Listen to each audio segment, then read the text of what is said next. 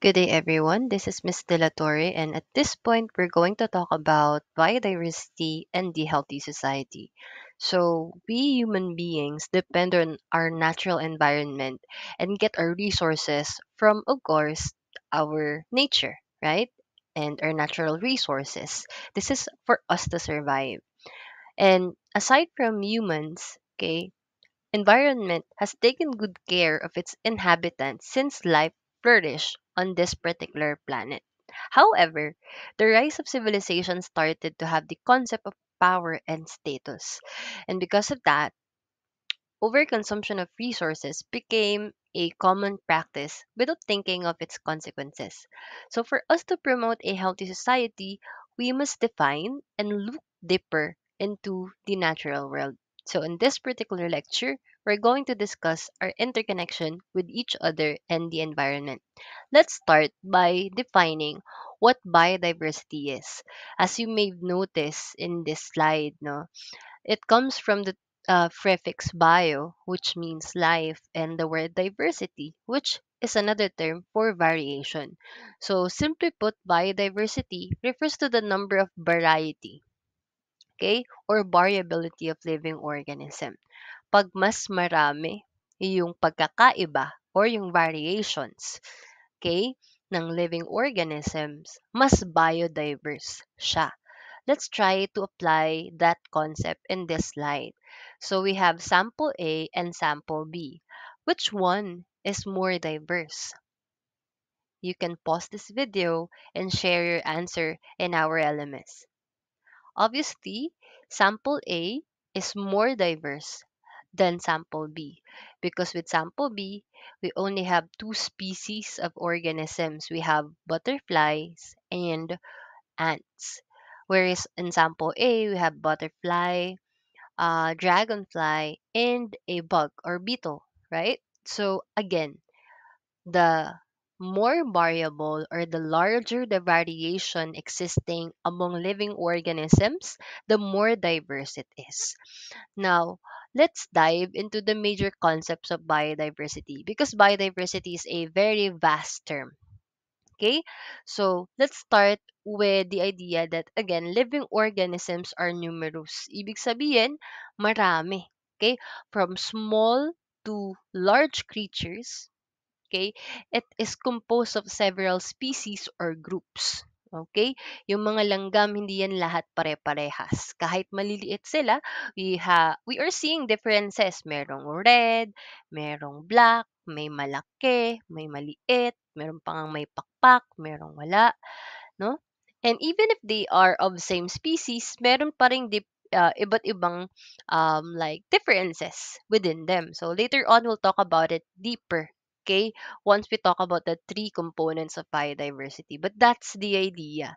These organisms interact with one another and at the same time with non-living things in the environment where they are existing. So, ibig sabihin, living things interact with one another and at the same time, living things also interact with non-living things as well.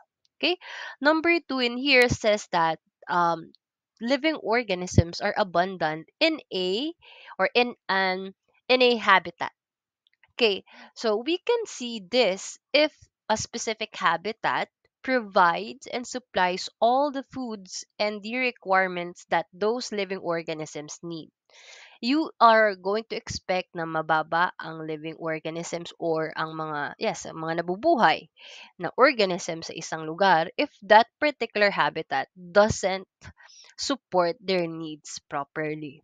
Okay, but the more capable a habitat is when it comes to providing the requirements for survival of living organisms, we can expect that they are thriving in that specific habitat. Third is organisms have different growth and metabolic characteristics. This one is very unique to each particular group. Okay, and at the same time can also involve variability when it comes to their reproductive patterns. Okay, may mga makikita tayong mga organisms na mas konti yung species na meron sila, meron din namang mas marami. Okay, may mga organisms that undergoes different reproduction manner, no? Meron kayang mag-reproduce on their own even if they do not need um, another organism to mate with. Yung iba naman, they really need another organism so that they can reproduce.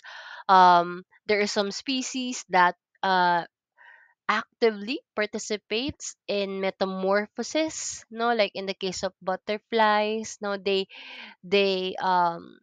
changes as they develop. Okay, even us human beings, no, um, we gradually changes as we grow, as we mature, as we develop, right? And our metabolic characteristics are way more different than other organisms and others as well. Okay, number four, and lastly, biodiversity is essential to human survival. Imagine, hindi na lang ano, hindi na lang dun sa idea na kung pare-parehas ay dull, pare-parehas ay boring. But if there's no diversity within the resources that we have, our resources eventually will get scarce. Mauubos yan. And if that's going to happen, anong mangyayari? Later on, mamamatay tayo kasi nauubusan tayo ng resources, right?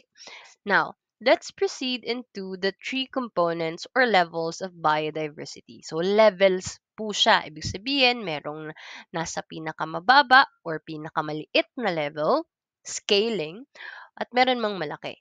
So, we have genetic diversity, species diversity, and ecosystem diversity. Obviously, the biggest among these by scale is the ecosystem. Okay? Yung species naman, this is very specific among each organism. And genetic diversity, this is on molecular level na. Okay? We can be of same species, katulad ng mga tao, no? Pare-parehas tao, but genetically speaking, we're still diverse.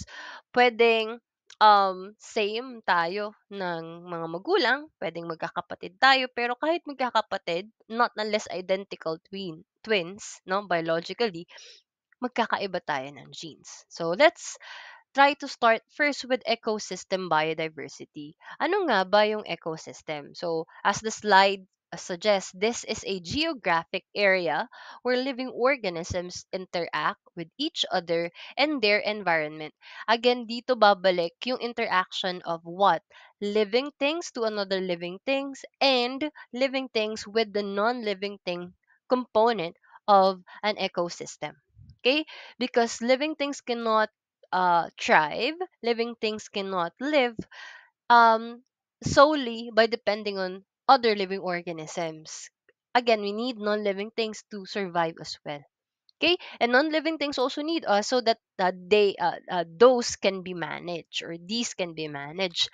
Okay, so let's further try to check on living organisms. Pag sinabi nating living things, ano nga ba yung mga kasama doon? Of course, it includes fauna, which refers to the animals, flora, which refers to flowers and plants, and microbes or the microorganisms. That includes bacteria, protozoans. Um, we also have fungi. Okay, those are some examples of microorganisms. And again, microbes are beneficial and they could also have disadvantages as well. Okay, but they are not always the villain. Okay, always remember that we need microbes to survive.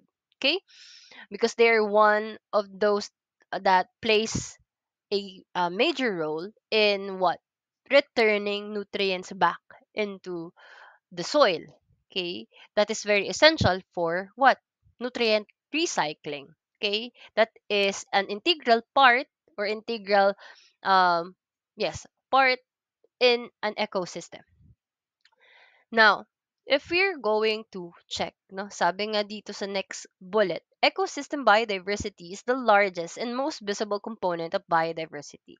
Kitang-kita naman natin yan, no? Iba-iba naman, meron tayong marine ecosystem, which covers yung mga bodies of water, and terrestrial ecosystem. Diyan papasok yung mga forest, yung mga yung tundra, yung mga different biomes, right? Tundra, taiga, desert, ayan. Those are some examples of different ecosystems. And if you're going to look at it, the type of organisms thriving in an ecosystem varies, no? Usually, nakadepende sa type ng ecosystem yung mga pwede or yung mga common na nakikita natin. Halimbawa is sa desert, okay? A desert biome, okay, is obviously where cactus or like plants or vegetations that can manage small usage of water, okay, thrive the most. Okay, you cannot expect bushy vegetation to exist in dry areas like deserts, right? So the variability of biomes, of ecosystems, of habitats where different organisms live also dictates the type of what? Of organisms that can thrive in that specific area. Okay? Another good example of an ecosystem would be a forest. Okay? So within a forest, of course, it's made up of living and non-living organisms. Yung mga non-living things, typically they are the abiotic factors, right? The physical components in the environment, humidity, sunlight, um, soil, yan, those are some examples, air, okay, that affects directly what? Yung mga living organisms in that specific area. Can you think of some examples of living and non-living things in the forest, aside from those I've mentioned? You're free to pause this video and try to share your thoughts about it, your examples in our LMS. Okay? Now, it's very significant, no, yung ating ecosystem diversity because at the end of the day, we are dealing with multiple ecosystems in an area. Okay? Kahit iba-iba sila and kahit if you can like initially look at it, there's as if there's a boundary within each type of ecosystem. If you zoom out and like look at it, look on the bigger picture, it's what? It's multiple ecosystems interacting with one another as well. Okay? So they interact as well. And they are collectively the ones that contributes into the formation of biosphere, right? So let's now get into species biodiversity. Okay, uh, always remember, class, whenever we talk about living organisms or biological organisms, species with S is a term that goes as singular and plural at the same time.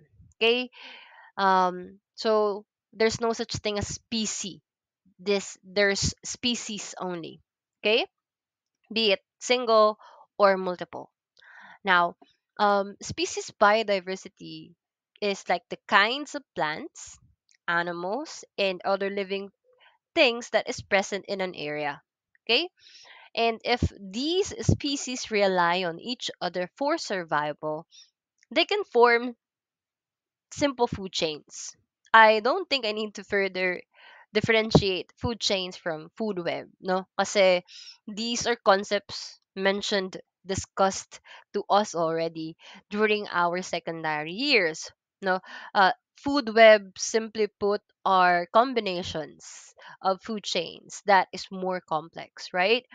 And the idea is that species biodiversity is essential because hindi pwedeng pare-parehas lang lahat, no? Because not everyone can consume the same kind. Okay? Hindi pwedeng iisa lang yung type of plants sa isang area because not all organisms will consume that type of plants, right? Most likely, kung ano lang yung animal that are capable of consuming a specific plant, and if that species of plants are the only ones existing in there, most probably the rest will die unless they're able to find other alternatives, no? Other sources of food. Okay? So it's very essential because once again, okay, variability allows us to adapt. Okay? Variability is one key for adaptability. Okay? Because the environment is not going to throw us the same thing all over again. Okay, our environment, our ecosystem, our planet in general is dynamic. It's not stagnant, it's not static. Okay? It experiences different natural phenomena from time to time. Pwedeng ngayon mainit, bukas malamig. Pwedeng ngayon like here of course in the Philippines, two seasons lang naman tayo. But where if we're like in the countries that experiences four seasons, so obviously mas makikita natin yung variability of our environment, no? Doon, due to weather conditions or weather system. So, you know, you have to adapt to those changes if you wanted to survive. And for you to be adaptive, you have to have lots of what? Kumbaga, dapat marami kang bala, 'di ba? Dapat marami kang kayang iba to that can allow you to survive in a specific dynamic area. So let's now dig into genetic biodiversity. Ito yung sinasabi natin na medyo molecular na. It's deep within different species. Okay?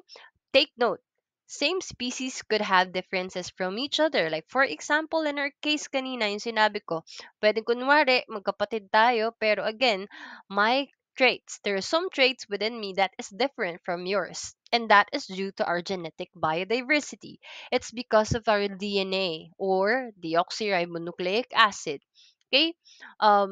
We may be coming from the same parents, but some traits will be reflecting on my end, and those traits could not be reflecting on your end, but that doesn't mean that you didn't have those. You may have it in a molecular level, but it's just not expressed, and it can still be expressed sa offspring mo or sa future generation. But let's try to have another example. Let's have our pets, yung mga dogs, 'di ba? Halimbawa, marami kayong Shih Tzu. Yan. Marami akong mga kakilala na maraming Shih Tzu sa bahay. And if you're going to look at it, yes, of course, they're all Shih Tzus, but they have different what? They have different colors, fur coating, may iba-iba rin silang body structure. Yung iba medyo mas malaki, mas mahaba, yung iba medyo mas maliliit. But again, they're all Shih Tzus. That's because of genetic biodiversity. Yung mga variations that we can see when it comes to sizes, color, behavior, okay? Those would help these species to survive in changing environments. And again, that's because of genetic biodiversity. And it's very, very important. So if you're going to look at it, if we are diverse genetically, our species will also be diverse. No? And our the species diversity is also evident, and it's also important in an ecosystem because again, an ecosystem cannot thrive if all species are of the same what line, no?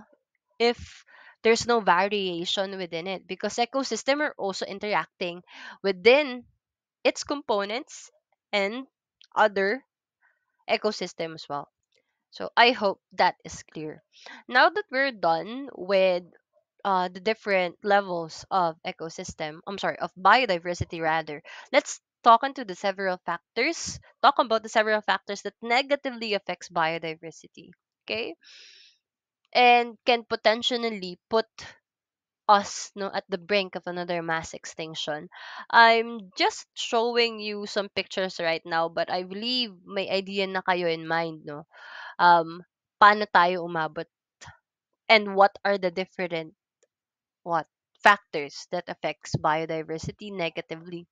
Okay, um take note as well that these factors affects or have has effects that can reach even organismal level, no?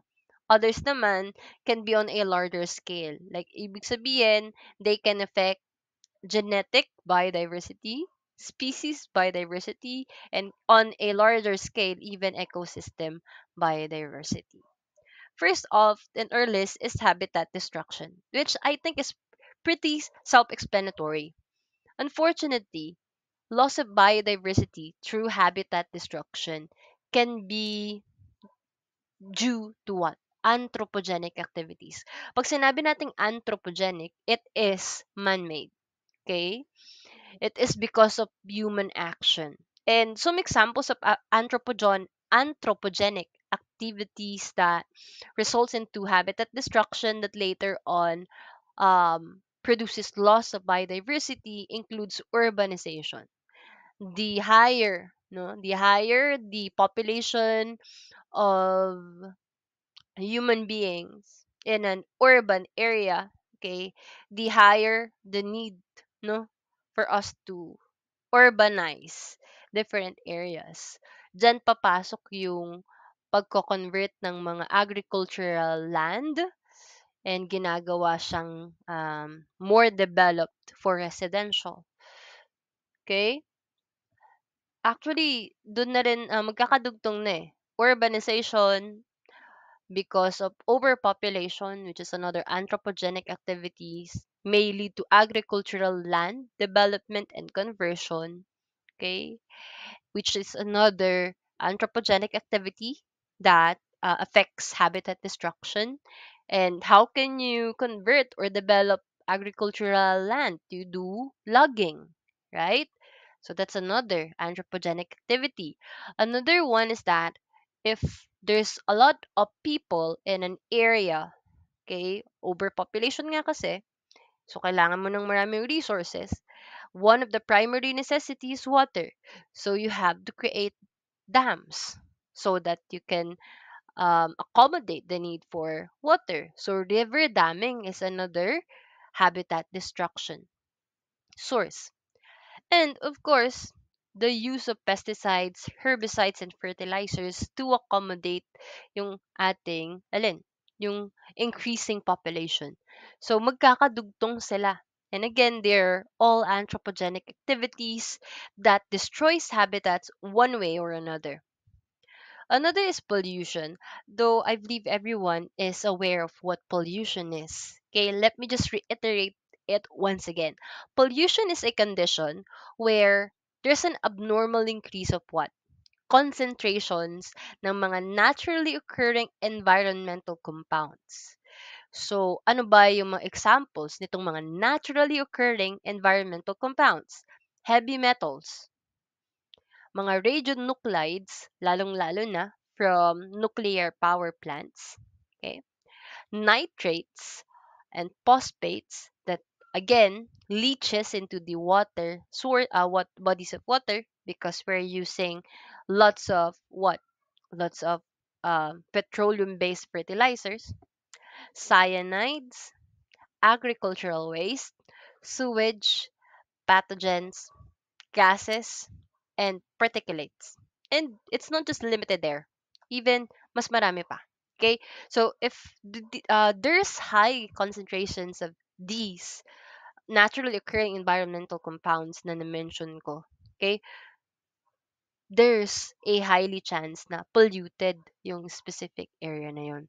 And it makes the environment unfavorable for survival of particular organisms that will what? Obviously, kill them. Okay? So that affects biodiversity. So yung habitat destruction, pollution, and another one is itong mga tinatawag nating invasive alien species or non-native species. So from the term itself, no, these are micro or macro species na pwedeng na-introduce sa isang natural habitat accidentally or pwede ring deliberately. Pwedeng intentional. Okay? Ang masaklap nga, from the term itself, it's invasive. So it tends to invade, okay, and displace or sometimes even consume yung mga native species living in that specific natural habitat. Considering they're alien. Ibig sabihin, di ba, pag kumaka-alien, you're not technically there. Okay? Right from the beginning. You are not part of that natural habitat, but you get into that habitat. So, let me show you some examples of species that may outcompete yung ating mga native species for nutrients and food that leads to what? The native species population declination or even much worse extinction. These are some that can be found here in the Philippines. So with I have two like fauna, sorry, flora, and four faunas here. Though major or majority, obviously, I mean every all of those rather are fishes, and two were plants. Okay, so let's start with the janitor fish. Everyone's familiar with this one already. So usually ginagamit talaga siya, or initially its main purpose is to be used, no, for cleaning aquariums. But for some reason, okay, it has, I believe, been accidentally introduced into the Marikina River and made its way to other bodies of water here in the Philippines. So, unfortunately, it has become one of the competitors of native fishes, no, when it comes to nutrients, and mas madali or mabilis lang din kasi silang um, ma mag-reproduce. At the same time, hindi rin sila madaling mamatay. Kaya they can compete with other fishes living in a specific area. Okay? Though they feed on tadpoles and insects, so technically they somehow control the population of tadpoles, okay, of frogs, but that's another thing. Okay, that can also be very detrimental if frogs population declines in a specific area. Next is yung giant snakehead. Actually, sometimes it has been termed to be like frankenfish.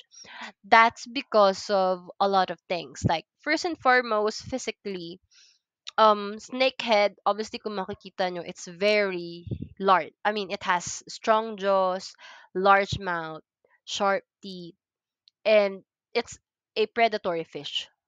Okay? Another thing is that they are very voracious when it comes to their diet. So, sobrang takaw niya. Okay? It can live out of water for days, and actually, it can breathe air as well. No? So, it's considered an apex predator.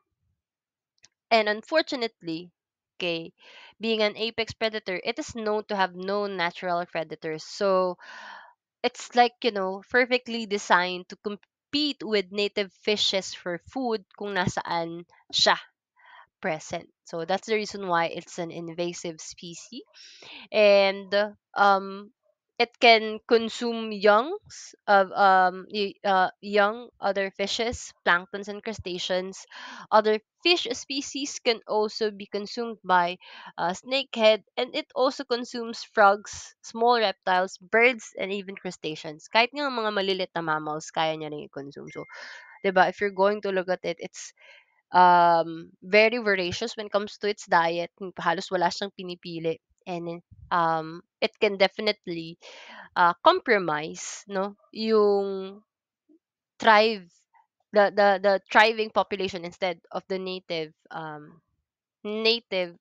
fishes in the area where it is present. With black chin tilapia, actually locally here in the Philippines, if I'm not mistaken, this is known to be tilapiang gloria, no? um it's actually associated with, it's termed that way because of the black spots, specifically like within its jaw, I think. um Tilapiang gloria yung other term sa kanya, or tilapiang arroyo. Okay, because yes, it's they associate it with the former Philippine President Gloria Macapagal Arroyo because of it's small, and then parang yun nga yung mole, no, ng former president natin, with the dark spots. But more than that, okay, the reason why this black chin tilapia is known to be another invasive species, because first it can tolerate high salinity, you know, but more than that, they can go from mangroves to freshwater and saltwater. So kahit saang type, no, of marine ecosystem, it can thrive. Unlike other organisms, no, meron nga tayong mga freshwater fishes lang, meron mga saltwater fishes lang. Ito, it can do both. Okay?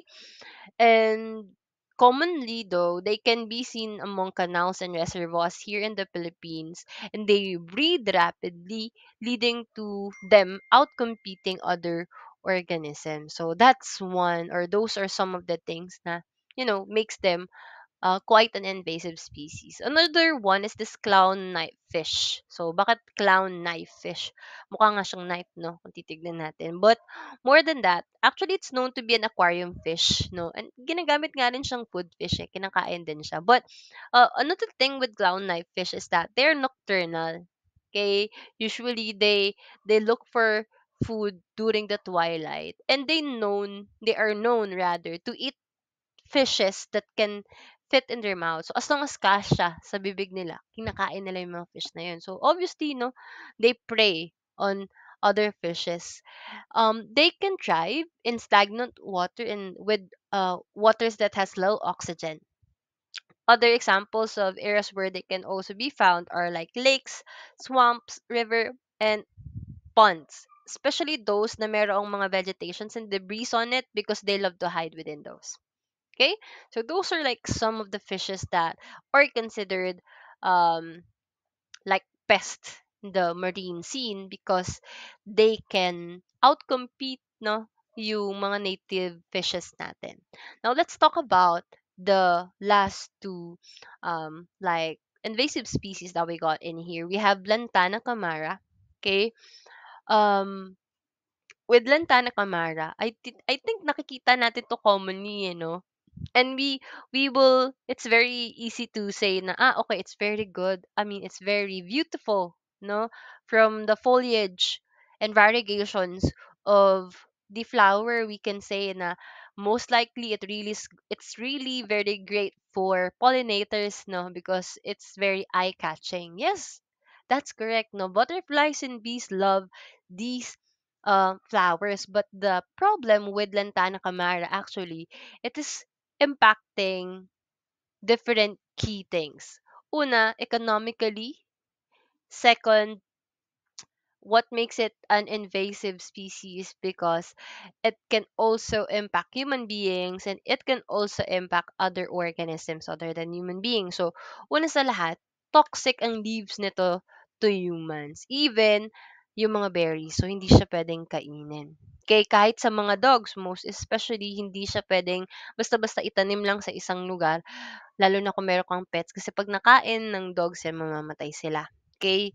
Um, the thing in here is that how can it be economically impacting is because kapag nagkaroon ng growth ng mga bushes ng lantana camara, kasi medyo malaki to, it can reach up to 6 feet, no, kapag siya ay um, nag-exist sa isang area, and it's like a bushy type of plant, so malaki yung kanyang isakop.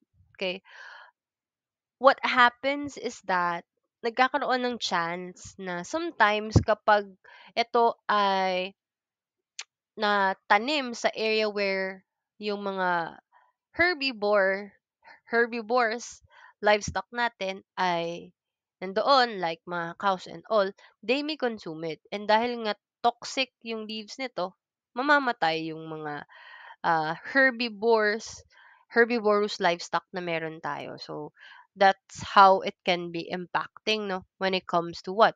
When it comes to the economy. Kasi syempre, kung agricultural country nga tayo and kunwari ay, or let's say, yung isang area, marami doon yung mga nagpapastol, malulugi sila because of this.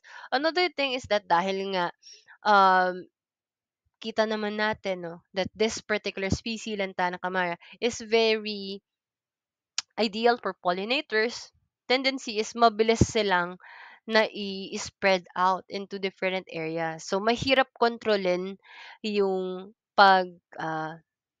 pag-contain dito because bees and butterflies and birds can also like distribute it in large areas including agricultural fields.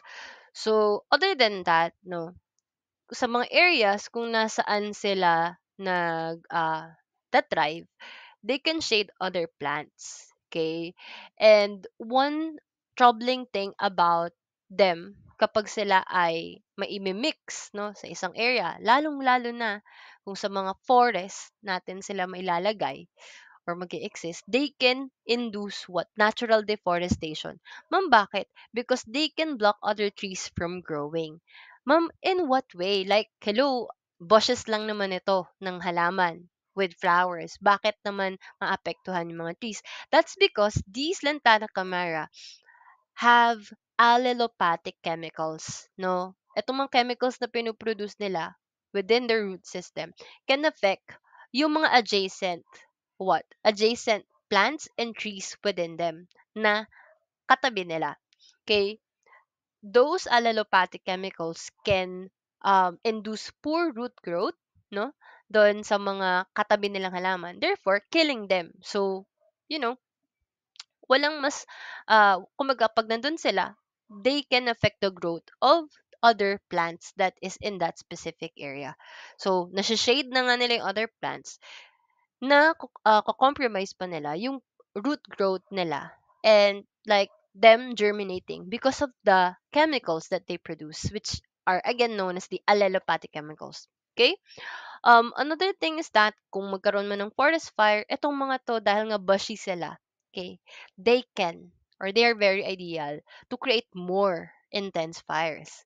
And itong mga bushes din ng Lantana camara is actually yung mga areas kung saan mosquitoes can also hang out. So, 'di ba, if you're going to look at it, sobrang daming negative effects no or problems that Lantana camara can induce. So if you just want to attract more butterflies and bees and other pollinators in your garden and you are looking into getting Lantana camara, I suggest no meron namang ibang species niya na hindi as detrimental as this.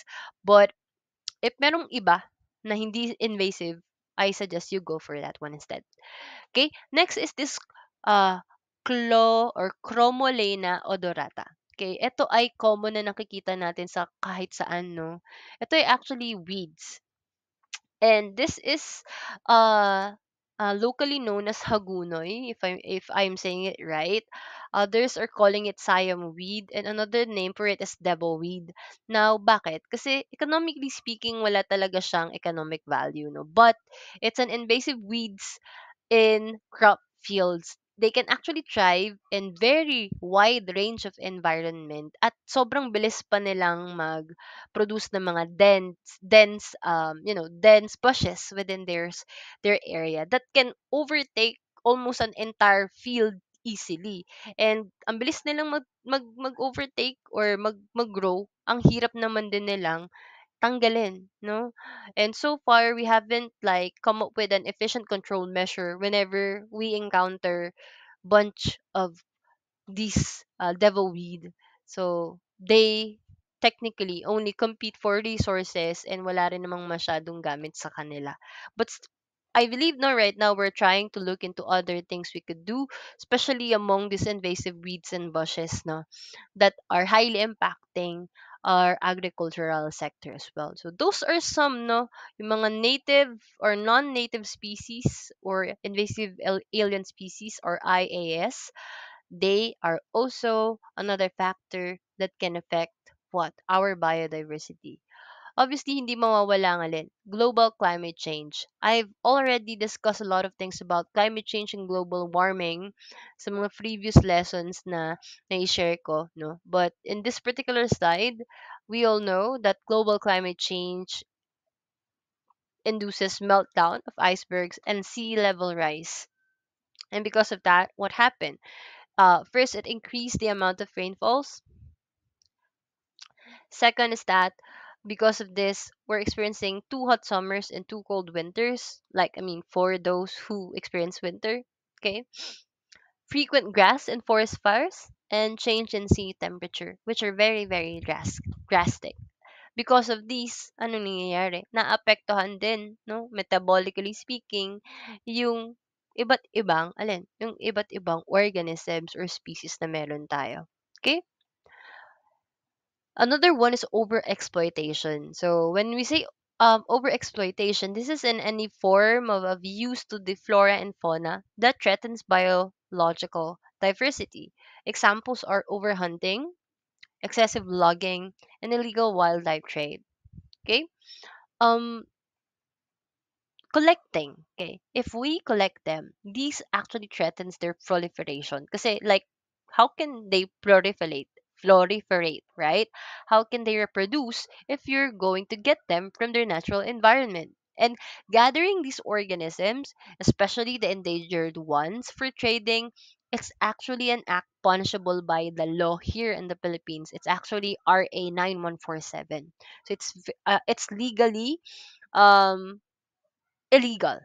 Okay? It's illegal to do such thing. So, um, overhunting naman, technically, if I need to further explain it, obviously, it is like what? An activity that results in a sharp reduction of species populations or harm to wildlife. Overhunting nga eh. Diba? Yung iba, they hunt, pero yung iba kasi, what? They do not take note of what they're hunting anymore. They become relentless when it comes to chasing what these what wild organisms, this wildlife. And usually saan ba yan ginagamit? For the purpose of using them as game animals, no? To kill or to catch them for economic or personal gains or food. And it's very what? It's a direct attack actually, no, sa biodiversity. So as much as possible, we should be refraining from doing this, and we should not what do you call this one, what's the term for that, we should not patronize, we should not encourage those if ever we have known, no, kasi I remember may estudyante ako noon na I just asked if there's some students that are taking care of exotic animals and all. And it has been brought to my attention that one of my student, ito ay last sem pa ata, no, na he was able to take a hold of an exotic animal through Facebook Marketplace. So, 'di ba?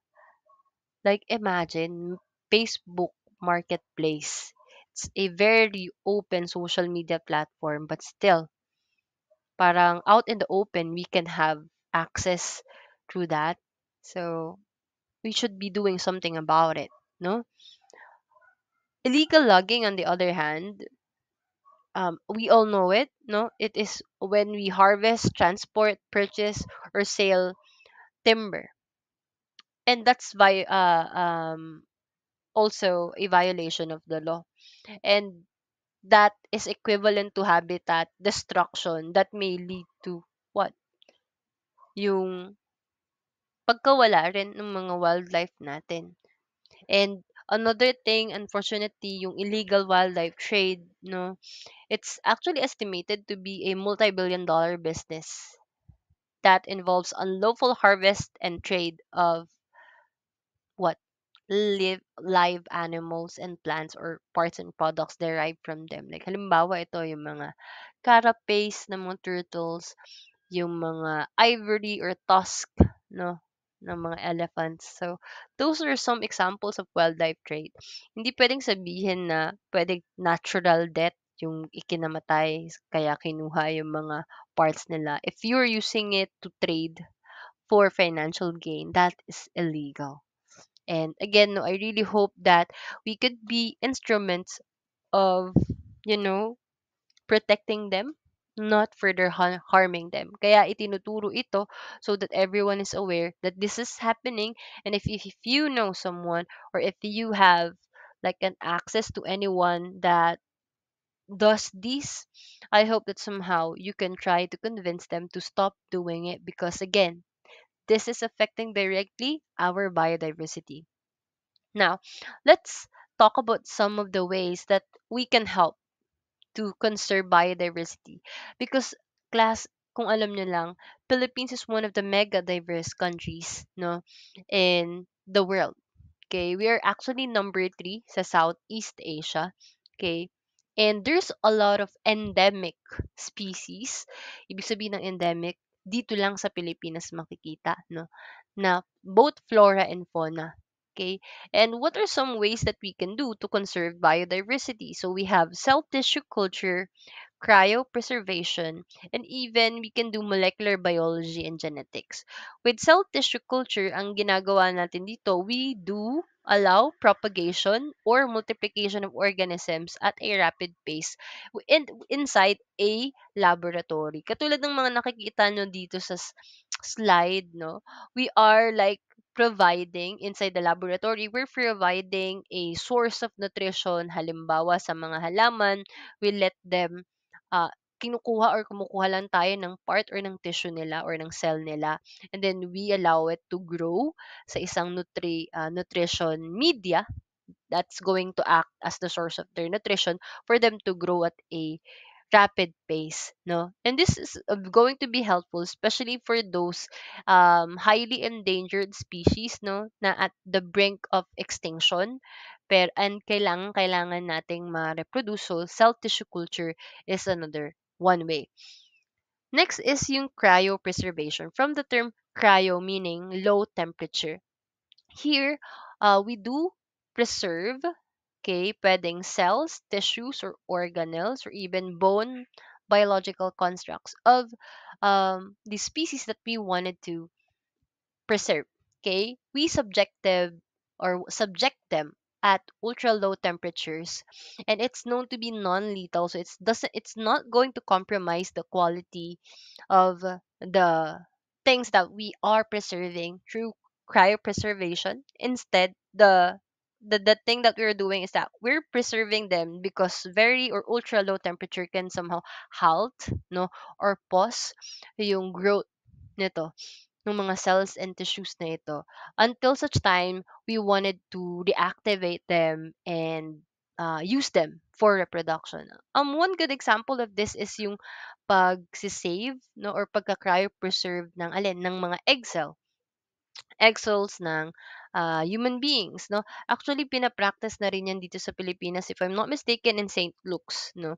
If uh you are one of those females that is kasi biologically speaking, the ideal um or the very hindi naman super perfect, no, conditions or status of egg cells for a human female is up until what 27 biological age, if I'm not mistaken. Pero hindi ko sinasabing pagdating mo ng 28, 29, 30 ay hindi na okay yung yung egg cell mo, no.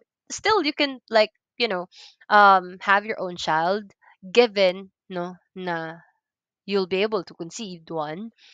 Wala namang problema as long as you're ovulating and you're producing egg cell, you can, no? And you have a partner, of course. Um, but the idea is that as women, biologically speaking, grow old, nako-compromise na rin naman talaga yung quality of the egg cell and the chance of like getting pregnant. So, there is some single women's, no, kahit hindi nga single eh, yung iba, medyo futuristic lang sila, and those who really wanted to have, a child at a certain age, let's say for example, gusto nila magkaanak kahit late 30s na sila, pero gusto nilang gamitin yung egg cell nila nung 20s nila, they can still do that through cryopreservation. Actually, meron pa ditong case eh, no? Um, wherein this, I believe, has been shared to us by our instructor in my postgrad. So, it's a case of triplets, no? Um, through IVF. Okay? Whenever we do IVF naman, no, in vitro fertilization, what happened is that, syempre, prepare yung katawan ng mother. Okay. So, to do that, they're going to help her produce lots of eggs or do over ovulation. And then they're going to harvest egg cells, and then they're going to test which one of the egg cells are of great quality or is ideal for IVF. Now, in this case, sa couple na ito, may tatlong egg cells na of good quality, and they're asked if they wanted to push through with the IVF using all three egg cells. So the couple decided that they would want to do it with the only two, and then do cryopreservation for the other one. So technically, 'di ba triplets dapat sila, no? Kasi they have been harvested all at the same time. Okay. But what happened is, um, ang ipinush lang nila is yung dalawa, so yun yung kambal. And then yung isa naman ang nangyari, preserve siya for 11 years. Nung 11 years old na yung dalawa, dun lang din siya, like, itinanim ulit or ginamit. So, 'di ba, if you're going to look at it, technically they're like triplets, pero yung kambal nila na isa ay baby, yung dalawa ay 11. So that's like how cryopreservation works as well, no? They can, or we can, preserve cells, tissues, and organelles for quite some time as we do subject them through ultra low temperature. Pero again, no, maraming risk pa rin ito and all. But yeah, I'm just here to introduce the concept of cryopreservation first. Lastly is advancement in molecular biology and genetics. So, if you're not familiar with genetics, genetics, of course, is the field of science, biology, to be specific, that deals with heredity, okay, with how traits are being passed on from one generation to another. So, this particular fields, no, lalo na yung mga advancement dito, it helps to analyze individual strains of an organism and identify species and predict future phenotype. Pag sinabi nating phenotype, yung traits, okay, na meron tayo. So, by further enhancing this, we can identify different phenotypes or traits that will be found helpful so that we can conserve, no, biodiversity further in the future. So, I hope you learn a lot from this particular lesson, and I just wanted to end this lesson with the line that, again, the reason why we're here is because not just simply to live, but at the same time to be stewards of these particular, blessings, natural resources that has been given to us. It's not here for us to consume only. It is here for us to consume sustainably and to further enrich and preserve. That includes biodiversity. Without biodiversity, we are not going to live. That's it for today. I hope you learned something new today. Thank you very much. This is Miss De La Torre. Have a great day. Bye.